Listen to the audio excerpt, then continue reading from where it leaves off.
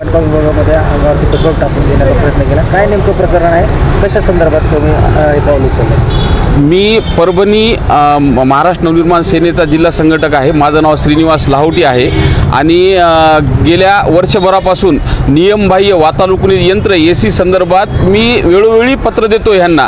SC office आणि CE ऑफिसला वेळोवेळी लोकशाही पद्धतीने आंदोलनही केले, पण परभणीचे कार्यकारी अभियंता हे हेतू पुरस्कार त्यांच्या कार्यालयातील AC काढत नव्हते. SC साहेबांनी आदेश दिले, त्याच्यानंतर गिरासे मॅडमनी CE मॅडमनं सुद्धा आदेश देऊन सुद्धा ह्यांनी AC काढलेले नाहीत. वरून हा मुजोर अधिकारी कोरे, ज्याच्याकडं CE मॅडमच्या खालचा सुद्धा चार्ज आहे आणि परभणीचा कार्यकारी अभियंता ह्याचा सुद्धा चार्ज आहे. हे म्हणजे हा इथेही नसतो नांदेडला त्याच्या जागेवर आणि परभणीला कधीच जॉईन झाल्यापासून आत्तापर्यंत आलेलाच नाही.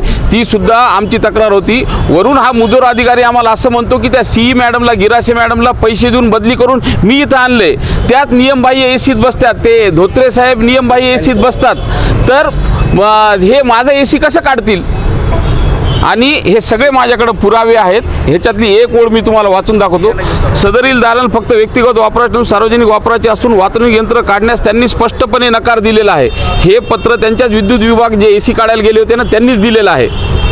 आणि आता परवासुद्धा म्हणला की नाही काढायचं आणि AC काढायला हे ह्यांचेच अभियंते जे विद्युत विभागाचे आहे, नियमबाह्य AC काढायला जेव्हा जातात ना, त्यावेळेस हा कॅबिनला कुलूप लावून जातो. काय मागणी काय आता? आणि AC तर काढायलाच पाहिजे आणि आम्हाला परमनंट आमच्या परभणीला सार्वजनिक बांधकाम विभाग इथे परमनंट तिथं राहणारा, तिथं काम करणारा असा परमनंट कार्यकारी अभियंता आम्हाला CE मॅडमने AC साहेबांनी द्यावे आणि तात्काळ त्याची तिथून उचल बांगडी करावी. नाही तर आज तर पेट्रोल टाकले, मला परत नेतील, गुन्हा दाखल करतील, मी परत येणार आणि परत हेच करणार. तुम्ही यापूर्वी निवेदन दिलं होतं का या संदर्भात? यापूर्वी 1 वर्षभरापासून निवेदन देत आलेले, या सगळ्या निवेदनाच्या कॉप्या आहेत माझ्याकडे. आज सकाळी तुम्ही आत्मदहन करणार? हो, करण्याचं केलं ना मी. मग आता लोकशाही पद्धतीने केलं, ठिय्या आंदोलन केलं, विनंती करून बघितलं तर काहीच होत नाही, तर मग दुसरा पर्याय उडतो कोणता? मग त्या हिशोबानं मग मी केलं.